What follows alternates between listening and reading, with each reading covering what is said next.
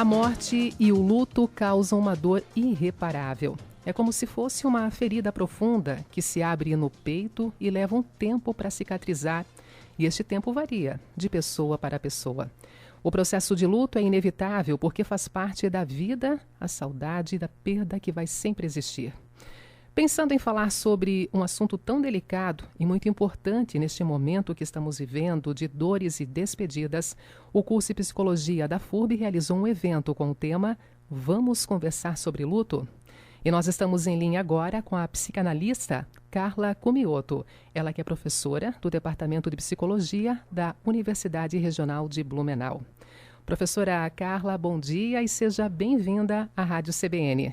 Professora Carla, bom dia, já estamos ao vivo com você aqui na nossa programação, seja bem-vinda. Professora, como é que foi pensado esse encontro para falar justamente sobre o luto, professora Carla? Então, na verdade, foi uma turma do 5º semestre matutino do curso de Psicologia da FURB que se sentiu implicado, tocado pelo número de mortes pela Covid-19 no nosso país, na nossa cidade. Então, na verdade, não estava previsto na minha disciplina. Entretanto, esses alunos me fizeram programar e estudar sobre a diferença entre tristeza, depressão e melancolia e o que seria, né, a importância do luto. Então, é como se eles fossem destinatários de uma carta de amor que eles tomaram como destinatários, né, de todos que tiveram que se despedir, muitas vezes, sem os rituais necessários para inscrever, registrar e testemunhar um luto, porque não há um luto sem corpo e o luto nunca é completo. Então foram alunos que se dedicaram a tornar uma aula aberta à comunidade para falarmos da importância do luto. Professora, estamos vivendo nesse momento um luto então incompleto, onde muitas vezes não é nem permitido que pessoas próximas participem daquele momento de despedida, quando falamos aqui de uma vítima, por exemplo, da Covid? Exato. O luto, ele é sempre incompleto porque a gente não registra no nosso psiquismo de todo a saudade que fica de quem foi e a saudade de quem a gente foi com um ente querido. Então não é só esse ente querido que foi, mas nós mesmos como éramos com essa pessoa. Com o tempo, a saudade vai passando de doída para uma saudade possível. Mas a morte é um buraco, por isso a importância de termos uma reação a essa morte e que nesse momento ela não é singular, ela não é apenas quem diretamente perdeu alguém, mas ela diz respeito a todos nós.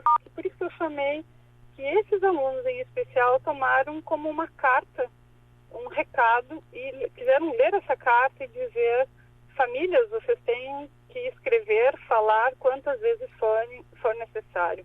Justamente porque o luto é impossível de dizer todo, em qualquer luto, mesmo quando não tenha uma despedida, é preciso falar, é preciso escrever e seguir sonhando, porque simbolicamente ninguém morre dentro da gente. Então a gente precisa sonhar, precisa falar. Esse grupo, juntamente comigo, enquanto professora e psicanalista, se preocupou justamente nisso, porque a nossa cultura, ela quer logo recobrir uma dor, né? Está mais na moda ser feliz e, de preferência, uma felicidade total, não parcial, que por que não, né? Então, nós reagimos mal à tristeza. E a tristeza, quanto mais a gente puder se aproximar, oferecer um café para ela e dizer o que ela tem a nos contar, mais facilmente ela vai embora. Agora, se a gente seguir no negacionismo, ela vira fantasma e vai ficar nos rodeando pro resto da vida, nos impedindo a vida. Professora, a morte não se tornou um pouco mais fria agora em meio à Covid, já que os dias estão passando, mais de um ano falando sobre o assunto. Aqui no nosso estado, por exemplo, 14.822 óbitos já causados pelo novo coronavírus. Em Blumenau, 518 mortes também decorrentes da Covid-19. E para muitas pessoas parece que se tornou apenas números. Apenas mais números e mais números colocados em evidência pela imprensa todos os dias. Não está se tornando frio também falar sobre a morte? Exatamente, Denise. E esse foi um dos pontos que as pessoas que toparam participar da atividade ocorrida na quarta-feira passada, foi uma pergunta. Nós corremos o risco de nos desumanizar, de tomar a morte como algo frio, como você disse, né?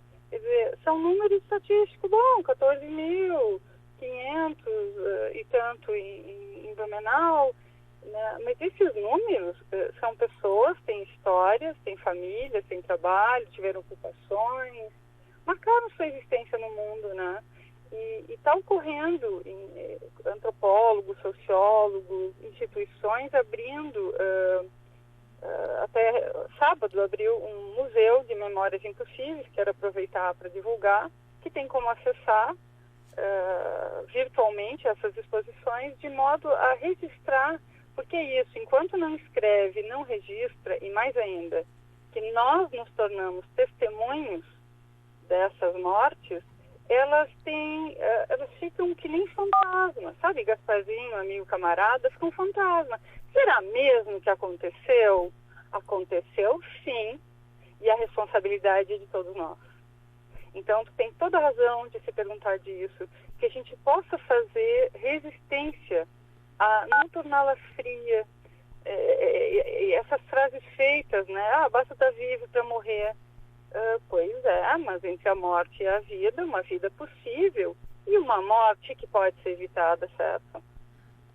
E como é, então, professora, falar de luto? Quais os pontos mais difíceis ou delicados e também que são necessários nesse momento para os familiares, para a sociedade como um todo, nesse contexto aqui, colocando como temática o luto, a dor, a perda, professora? Sim. Então, uma coisa é a perda em si, e que cada um se dê o direito, seja se está no trabalho, na escola, o direito de entristecer. E o modo de entristecer não é apenas chorando, né? Às vezes fica maníaco, quer comprar, quer tirar o cartão de crédito, mas que possa se dar conta, eu perdi alguém muito querido. Então, primeiro, essa reação à tristeza.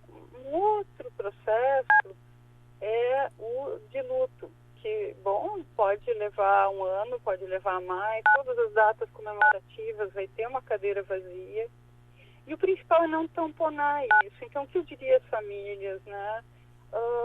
Que se permita falar, né? Às vezes, em geral, a reação é esconder as fotos, chega de falar disso, né? Não, tem que falar quantas vezes forem necessárias, escrever. Ficou faltando falar algo. Então, sonha, escreva uma carta. Não vai receber, sim. A pessoa já foi, mas a pessoa que foi, ela segue dentro de ti, né? É a presença da ausência. Então, a saída é fazer o luto, é reagir a essa tristeza. Mas primeiro eu vou sublinhar isso. É preciso reconhecê-la. Nós vivemos um tempo onde há que estar feliz, está desesperadamente triste, mas o semblante é de feliz. Então eu diria às famílias, escrevam, sonham, contem mais uma vez, outra vez, até que isso vai se dissipando e podendo ter a chance de se tornar uma saudade boa. Professora, e falar sobre esse assunto com as crianças é necessário, se faz necessário em momentos como esse de pandemia? Muito. Tem uma pediatra que eu recomendo, porque ela é de linguagem acessível, François Doutor, tem um livro Pediatria e Psicanálise, tem um outro, Tudo é Linguagem, é uma autora, tem um livro que é Quando os Pais se Separam, de uma linguagem muito acessível, e ela vai nos dizer, na década de 70, obviamente que ela foi considerada louca, que é preciso falar inclusive com os bebês. Aí vocês vão me dizer, mas bebê não tem cognição, ele não ainda está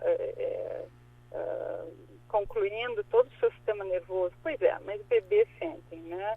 Bebê, quando a gente muda eles de quarto, nós adultos mudando de país. O registro deles no mundo é pelo cheiro, pela voz, pelo tom de voz.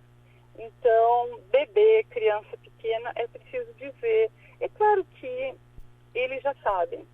Crianças têm um radar, justamente que não recobrem tanto a verdade, muito mais que a gente, né? Agora, de que forma falar?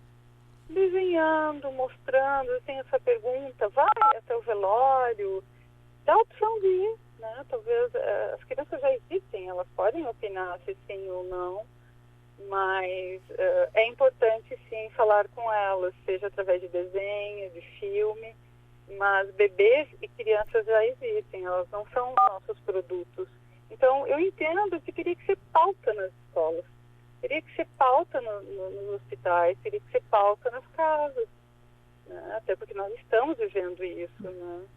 Estamos vivendo um momento de velórios limitados quando acontece, inclusive, esse velório, né, professora? E já falamos aqui que muitas vezes são realmente momentos de restrição, um número bem reduzido de pessoas, e aí aqueles que perderam ali um ente querido acabam não podendo participar desse velório e acabam em casa mesmo, sofrendo, passando pelo momento de perda.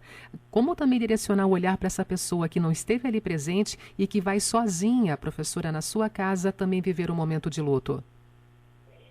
Sim, essa pessoa com certeza vai exigir a ela um trabalho que a gente chama um trabalho subjetivo, um trabalho interno e com os demais que puderem se fazer testemunho, que é o que essa turma fez, é o que a rádio, ao me chamar para falar, está fazendo, porque, eu vou insistir nisso, a morte já é abstrata, né? A gente não tem registro da morte dos outros, a não ser pela saudade, e nem a nossa, né? A gente não morre e volta, então, para contar como é que foi a experiência da morte.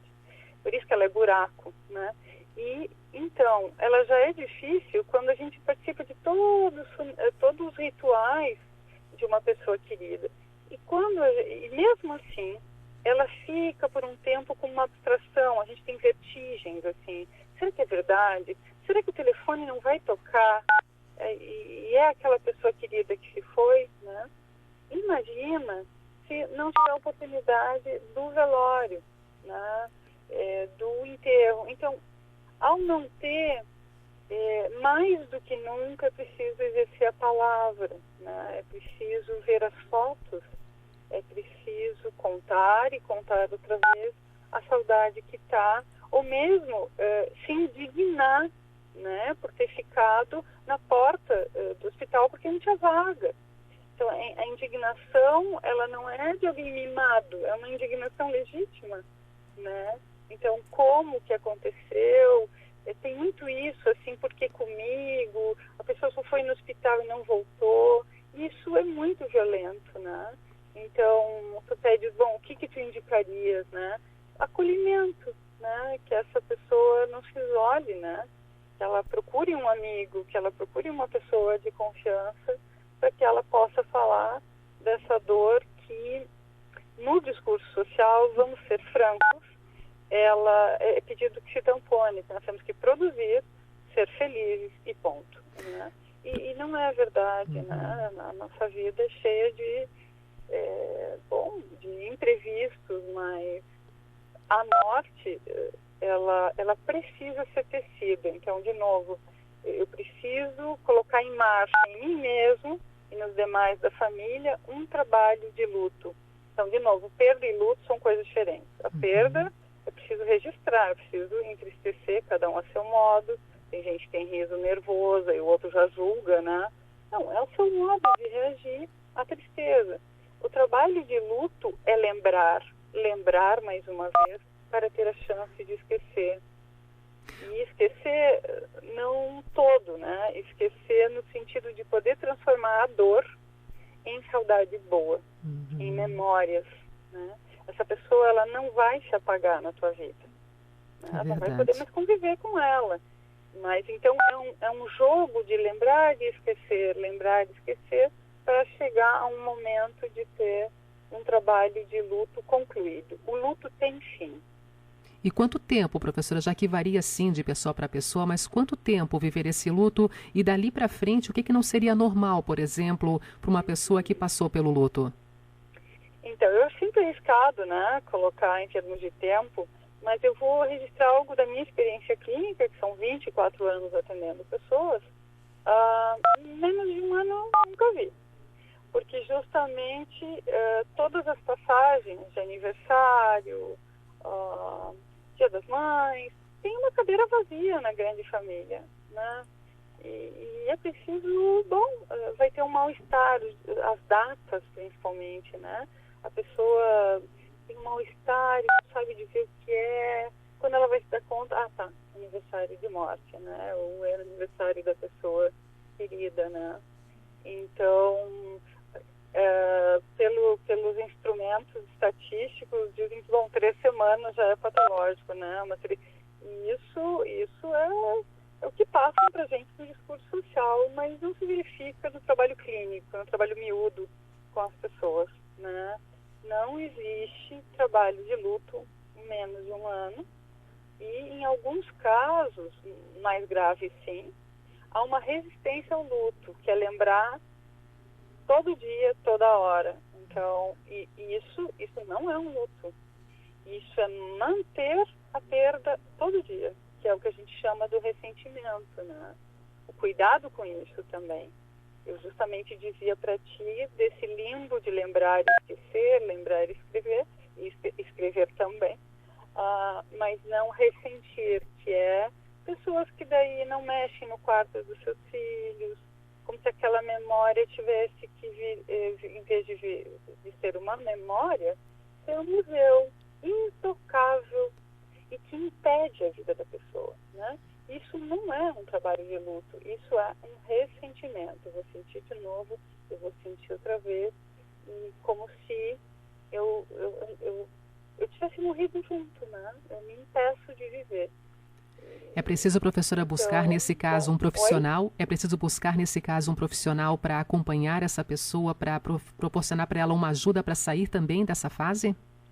Sim, eu acho que quando a gente vai verificando que já passou de um limiar que é próprio da necessidade do entristecer, eu acho que sim, se indicaria para um profissional da psicologia para tratar dessa dor que insiste em não deslizar, né? Por isso que eu disse, o luto ele é não todo, porque é um buraco que fica, né?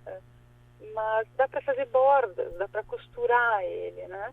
E ele tem fim, entende? Agora, quando se passa anos e o ex-namorado ainda que está na cabeça, né? A mãe ou uma madrinha querida, tipo, bom, algo tem aí do próprio sujeito que foi junto. Ele está vivo, mas é como se ele tivesse um morto-vivo, né? E tem como tratar isso, né? Uhum. Professora Carla, esse evento que foi proporcionado pelo curso de psicologia da FURB, que colocou como em evidência, vamos conversar sobre luto, ele tem continuidade, ele volta a ser realizado em outras oportunidades? Então, vai depender da força dessa turma maravilhosa, do próprio curso. Não chegamos a pensar pelo número de perguntas e participantes, foi num horário bom, todo mundo trabalhando, mas vários participantes, vai ter acesso à edição, ficou gravado, né? Foi às 8 às 10 da manhã, mas a ideia é fazer um novo ciclo de perguntas. E eu queria dizer isso, né? Justamente quando a gente vive momentos que é impossível de dizer, como a violência, momentos de ditadura, a questão de uma morte que não pode ser enlutada, justamente onde é impossível de dizer, é preciso falar, escrever e seguir falando. Então a ideia, Denise, é seguir fazendo ciclos em torno disso, até porque não temos notícia que a pandemia está encerrando, mas sim que ela segue seu curso e nós precisamos nos ocupar disso. Tá certo. Professora Carla, muito obrigada por essa entrevista, por estar conosco hoje aqui também dividindo esse assunto com a nossa audiência. Um bom dia e uma ótima semana, professora Carla. Um bom dia, obrigada. Conversamos então com a psicanalista Carla Cumioto, ela que é professora do Departamento de Psicologia da Universidade Regional de Blumenau, que promoveu esse curso especial, um encontro, na verdade, um evento, né, com o tema Vamos Conversar sobre o Luto, tão importante, tão necessário nesse momento que estamos vivendo de pandemia.